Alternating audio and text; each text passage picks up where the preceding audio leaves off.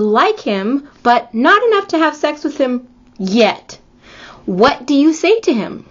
I'm Carissa Montooth, creator of Soul Love Society, the world's only online community with proven dating strategies, unmatched emotional support, and energetic healing to clear your love blocks for good. So, big question. Lots of times I'll have a client that asks me about this, and so I want to share it with you. Here's what's going on. You go out on a date, you really hit it off with someone, you have a strong physical attraction, there's a lot of chemistry going on there, and this person is obviously into you, but you might not know them well enough to have sex with them yet, but you don't want to alienate them, you don't want to make him mad, so what do you say? Because you might want to have sex with him later, right? You don't want to insult him necessarily, but you don't know him well enough to have sex yet. So what do you say?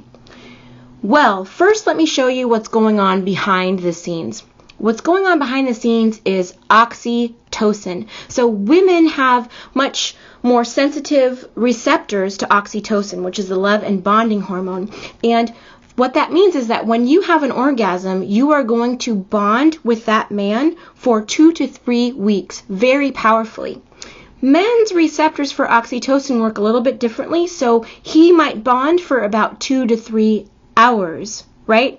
Big difference, which is why women react so much differently to sex than men do.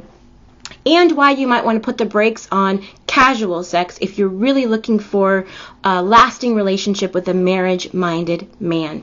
Okay, so you're in the situation, he wants to have sex, you can tell he wants to have sex, you might even want to have sex too, but you know it's not in your best interest. What do you say to him?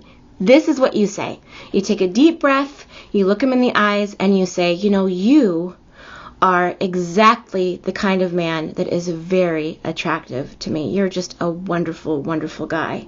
And I have this thing where I don't have sex outside of committed relationships.